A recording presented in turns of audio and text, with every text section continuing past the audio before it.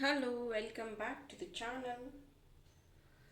ಇವತ್ತಿನ ಟಾಪಿಕ್ ಯಾವ ಮುಂದಿನ ಹೊಸ ಬದಲಾವಣೆ ನಿಮ್ಮ ಜೀವನದಲ್ಲಿ ಬರ್ತಾ ಇದೆ ಅಂತ ಈ ಒಂದು ಟಾಪಿಕ್. ಸೋಮವಾರದಿಂದ ಅಂದರೆ 12ನೇ ತಾರೀಕು ಜನವರಿಯಿಂದ 5 ದಿನದ ನೋ ಯುವರ್ ಏಂಜಲ್ ಕ್ಲಾಸ್ ಶುರುವಾಗ್ತಿದೆ. ಇಂಟ್ರೆಸ್ಟ್ ಇರುವಂಥವರು ಜಾಯಿನ್ ಆಗಿ. ಇದೇ 25ನೇ ತಾರೀಕು ಜನವರಿ ಆಫ್ಲೈನ್ ಕ್ಲಾಸ್ ಇದೆ, 1 ಡೇ ಕ್ಲಾಸ್ ಇರುತ್ತೆ. ಇಂಟ್ರೆಸ್ಟ್ ಇರೋರು ಜಾಯಿನ್ ಆಗಿ.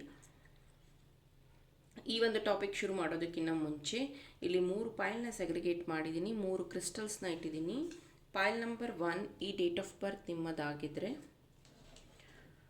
ರೋಡೋಕ್ರೋಸೈಟ್, ನನ್ನ ಫೇವ್ರೆಟ್ ಕ್ರಿಸ್ಟಲ್. ಬ್ಯಾಂಡಿಂಗ್ ನೋಡ್ಬೋದು ನೀವು. ಸೊ ಇದು ರೇರ್ ಕ್ರಿಸ್ಟಲ್, ಇದು ನನ್ನ ಕಲೆಕ್ಷನಲ್ಲಿರುವಂಥದ್ದು. ಈ date of birth ನಿಮ್ಮದಾಗಿದ್ದರೆ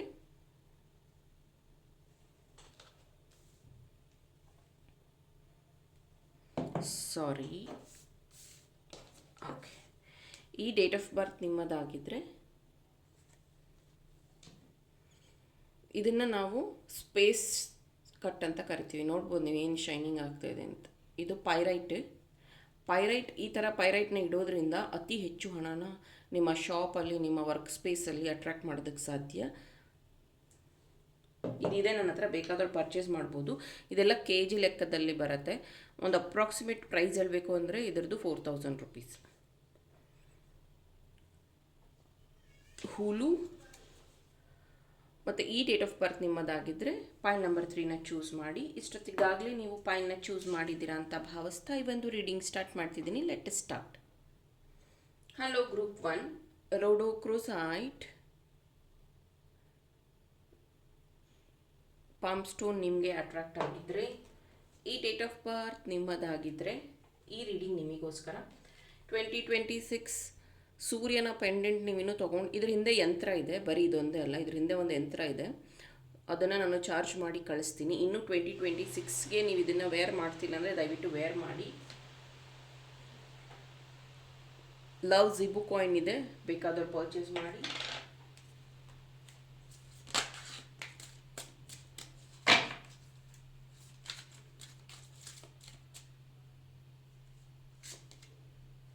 perfection, balance, gossip, workaholic.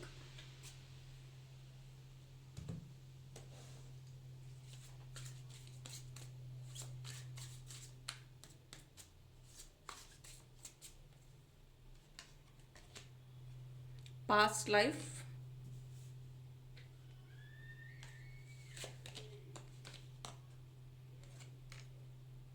Projection. ಇಲ್ಲಿ ಪರ್ಫೆಕ್ಷನ್ ಇದೆ, ಇಲ್ಲಿ ಪ್ರೊಜೆಕ್ಷನ್ ಇದೆ.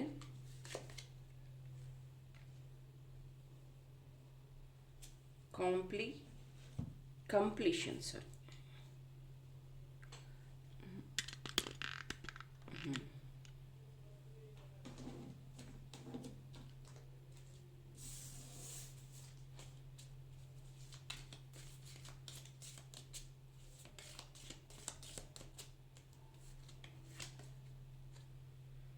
Younger man,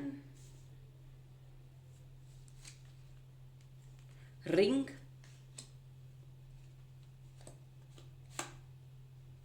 wheel,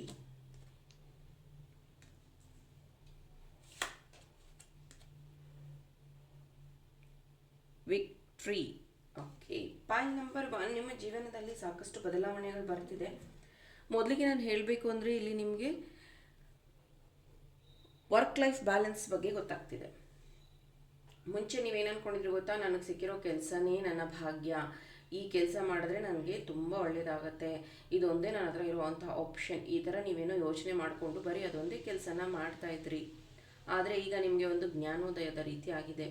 so ನನ್ನಲ್ಲಿರುವಂತಹ talent ಏನು, ನಾನು ಏನು ಮಾಡಬಹುದು, ನಾನು ಹೇಗೆ ಹಣ ಕ್ರಿಯೇಟ್ ಮಾಡಬಹುದು ಅನ್ನುವಂಥ ಐಡಿಯಾ ನಿಮ್ಮಲ್ಲಿ ಬರ್ತಾ ಇದೆ. ಮೇ ಬಿ ನೀವೇನೋ ಒಂದು ಚಿಕ್ಕ ಬದಲಾವಣೆ ನಿಮ್ಮ ಜೀವನದಲ್ಲಿ ತೊಗೊಂಡು ಬಂದಿರಬಹುದು. ಆ ಬದಲಾವಣೆಗೆ ನಿಮ್ಮ ಪೇರೆಂಟ್ಸ್ ಅಥವಾ ನಿಮ್ಮ ಕಲೀಗ್ಸ್ ನಿಮ್ಮನ್ನು ಆಡ್ಕೋತಾ ಇರಬಹುದು. ಅಂದರೆ ನಿಮ್ಮ ಡ್ರೆಸ್ಸಿಂಗ್ ಸೆನ್ಸ್ ಆಗಿರಬಹುದು, ಅಥವಾ ನಿಮ್ಮ ಬಿಹೇವಿಯರು, ಅಥವಾ ನೀವು ಸ್ಪಿರಿಚುಲಿ ಮೂವ್ ಆಗೋದು, ಇದೆಲ್ಲ ಅವರಿಗೆ ಗಾಸಿಪ್ ಮಾಡುವಂಥದ್ದು ವಿಷಯ ಆಗಿರಬಹುದು. ಆದರೆ ಇದೆರಡನ್ನು ಬ್ಯಾಲೆನ್ಸ್ ಮಾಡುವಂಥ ಶಕ್ತಿ ನಿಮ್ಮಲ್ಲಿ ಬರ್ತಾ ಇದೆ.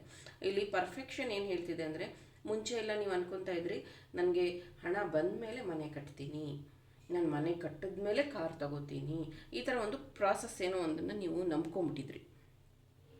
ಸೊ ಆ ಕಂಪ್ಲೀಷನ್ಗೋಸ್ಕರ ನೀವು ವೆಯ್ಟ್ ಮಾಡ್ತಾ ಇದ್ದರೆ ನಿಮ್ಮ ಜೀವನದಲ್ಲಿ ಯಾವುದೂ ಕಂಪ್ಲೀಟ್ ಆಗೋಕ್ಕಾಗೋದಿಲ್ಲ. ದಯವಿಟ್ಟು ನಿಮ್ಮ ಕನಸುಗಳೇನಿದೆ, ನಿಮ್ಮ ಗೋಲ್ಸ್ ಏನಿದೆ, ಅದನ್ನು ಫಸ್ಟೇ ಫಿಕ್ಸ್ ಮಾಡಬೇಕು ನೀವು. ಅದಕ್ಕೇ ವಿಷನ್ ಬೋರ್ಡ್ನ ಮಾಡಿಸೋವಂಥದ್ದು. ವಿಷನ್ ಬೋರ್ಡ್ನ ಮಾಡಿಸಿದ್ರೆ ನಿಮ್ಮ ಗೋಲ್ ಸೆಟ್ಟಿಂಗ್ ಆಗುತ್ತೆ, ಅದ್ರ ಪ್ರಕಾರ ನೀವು ವರ್ಕ್ ಮಾಡ್ಬೋದು. ಲೈಫಲ್ಲಿ ಗೋಲೇ ಇಲ್ಲದೆ ಆಗಿದ್ದಾಗತ್ತೆ ಏನಾದರೂ ಆಗಲಿ ಅಂದರೆ nothing will happen. It will go wheel ಏನು ಹೇಳ್ತಿದೆ ಇಲ್ಲಿ, ಕಾಲಚಕ್ರ ತಿರುಗ್ತಾ ಇದೆ, ಹಾಗೆ ಹೋಗ್ತಾನೆ ಇರುತ್ತೆ. ಆಮೇಲೆ ನಿಮ್ಮ ಕಂಪ್ಲೀಷನ್ ಅನ್ನುವಂಥದ್ದು ಈ ಒಂದು ಕೆಲವು ದಿನಗಳಲ್ಲಿ ಬರ್ತಾ ಇದೆ. ಯಾಕಂದರೆ ನಿಮ್ಮ ಒಂದು ಇಲ್ಯೂಷನ್ ಏನಿತ್ತಲ್ವ, ಅಂದರೆ ನಾನು ತುಂಬ ಸುಂದರವಾಗಿದ್ದೀನಿ, ನಾನು ತುಂಬ ಇಂಟೆಲಿಜೆಂಟು, ನಾನು ಶ್ರೀಮಂತ, ಅಥವಾ ನಾನು ನಾಲೆಡ್ಜೇಬಲ್ ಇದ್ದೀನಿ, ಇದೆಲ್ಲ ಏನಿದೆಯಲ್ಲ ಅದೆಲ್ಲ ಮೇಣದ ಬತ್ತಿ ಥರ ಕರಗ್ತಾ ಇದೆ. ಇವಾಗ ನಿಮ್ಮೊಳಗಡೆನೇ ನಿಮಗೊಂದು ರಿಯಲೈಸೇಷನ್ ಆಗ್ತಾ ಇದೆ. ಸೊ ಪಾಸ್ಟ್ ಲೈಫಿಂದ ಸಾಕಷ್ಟು ವಿಚಾರಗಳು ನಿಮ್ಮ ಜೀವನದಲ್ಲಿ ಟ್ರಿಗರ್ ಮಾಡುತ್ತೆ. ಇವಾಗ ಮೇ ಬಿ ನಿಮ್ಮ ಏಜ್ 33, 42, 28, 27, 33,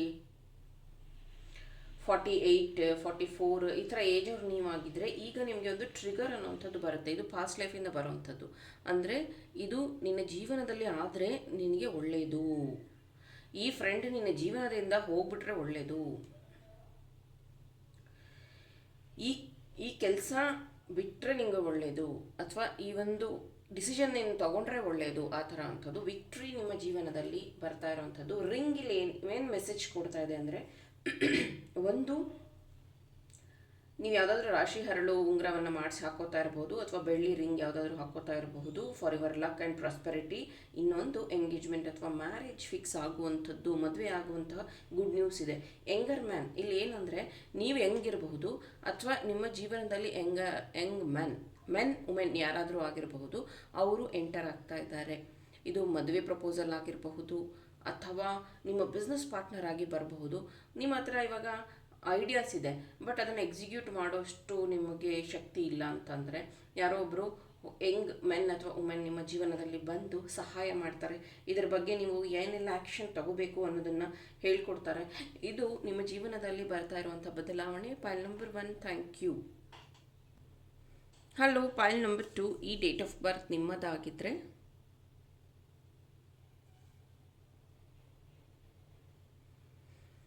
ಈ ಬ್ಯೂಟಿಫುಲ್ ಪೈರೈಟ್ನ ನೀವು ಚೂಸ್ ಮಾಡಿದರೆ ನೋಡೋಣ ಯಾವ ಹೊಸ ಬದಲಾವಣೆ ಬರ್ತಾ ಇದೆ.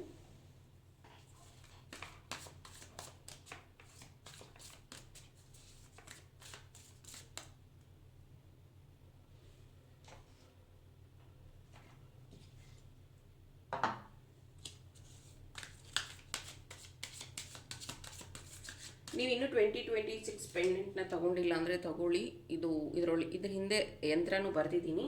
It will enhance your energy 2026ಅಲ್ಲಿ. ಸೊ ಯಾರಿಗಾದರೂ ಲವ್ ಝಿಬು ಕಾಯಿನ್ ಬೇಕಾದರೆ ಪರ್ಚೇಸ್ ಮಾಡ್ಕೊಳ್ಳಿ.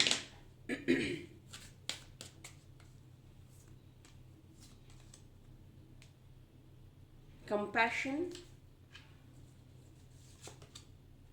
Stress, celebration, courage.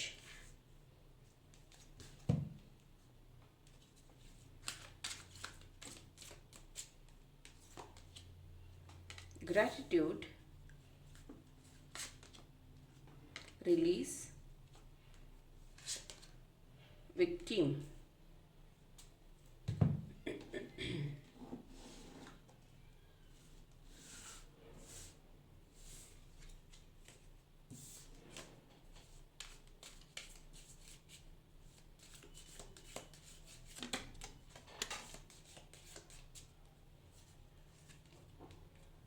Scissor, target, pineapple, pig.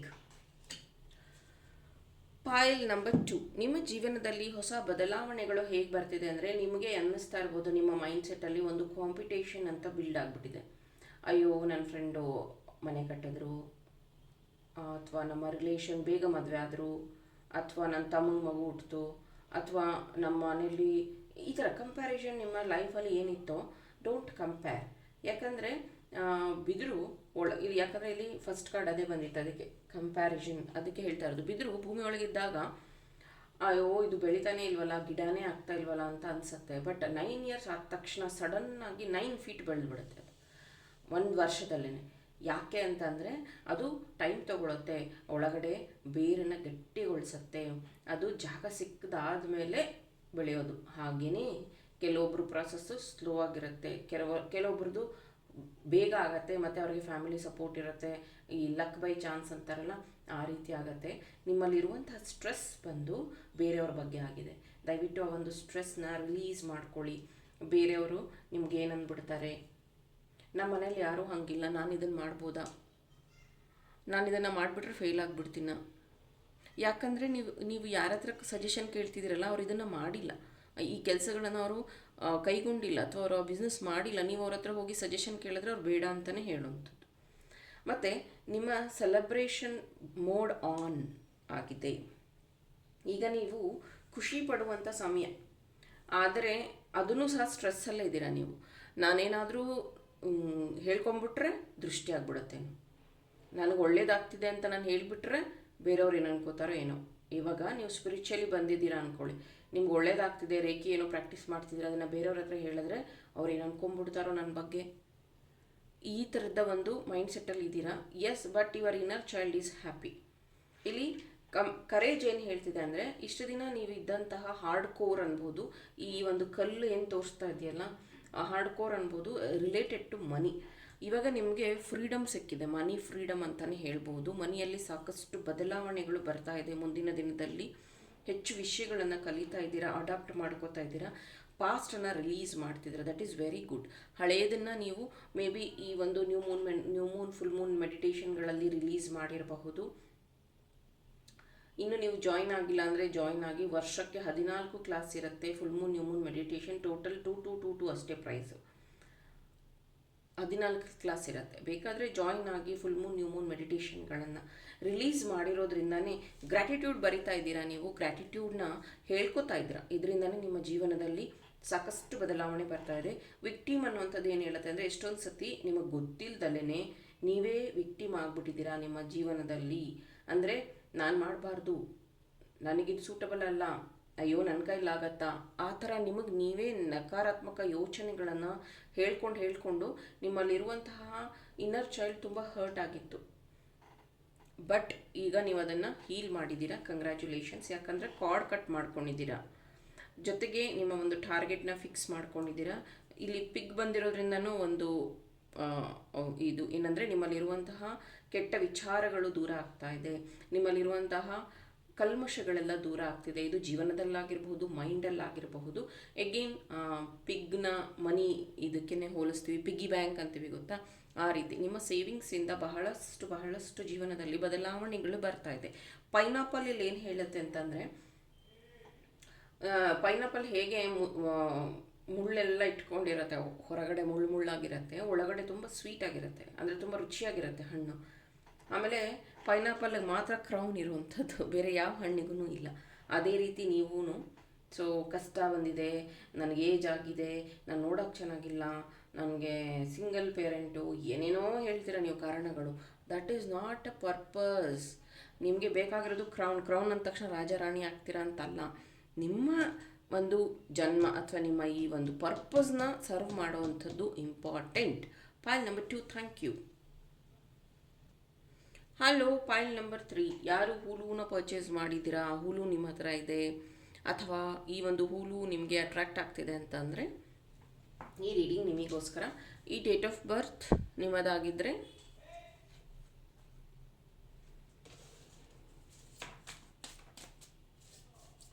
ನೋಡೋಣ ಯಾವ ಹೊಸ ಬದಲಾವಣೆ ಬರ್ತಾ ಇದೆ. Compromise, the source, flowering, intensity. ಇನ್ನು ನೀವು 2026ನ ಪೆಂಡೆಂಟ್ನ ಪರ್ಚೇಸ್ ಮಾಡಿಲ್ಲ ಅಂದರೆ ಪರ್ಚೇಸ್ ಮಾಡಿ. ಇದರಲ್ಲಿ ಸೂರ್ಯನ ಯಂತ್ರ ಇದೆ, ಜೊತೆಗೆ ನಿಮಗೆ ಬೇಕಾಗಿರುವಂತಹ ಎಲ್ಲ ಪಾಸಿಟಿವ್ ಎನರ್ಜೀಸ್, ಜೊತೆಗೆ ಇದು 9 ಇಯರ್ ಸೈಕಲ್ ನೆಕ್ಸ್ಟು. ಅದಕ್ಕೇ ಈ ವರ್ಷವೇ ನೀವು ಇದನ್ನು ಬ್ಯಾಲೆನ್ಸ್ ಮಾಡಿಕೊಂಡ್ರೆ ತುಂಬ ಉತ್ತಮ. ಇದು ಬೇಕಾದವರು ಪರ್ಚೇಸ್ ಮಾಡ್ಕೊಳ್ಳಿ. ಲವ್ ಜಿಬು ಕಾಯಿನ್ ಬೇಕಾದವರು ಲವ್ ಜಿಬು ಕಾಯಿನ್ನ ಪರ್ಚೇಸ್ ಮಾಡಿ. 25th ಆಫ್ಲೈನ್ ಕ್ಲಾಸ್ ಅಟೆಂಡ್ ಮಾಡೋಕ್ಕೆ ಇಂಟ್ರೆಸ್ಟ್ ಇದ್ದರೆ ಬನ್ನಿ, ಜಾಯಿನ್ ಆಗಿ.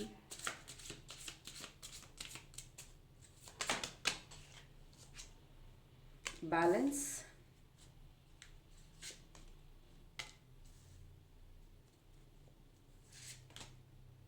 faith, very good.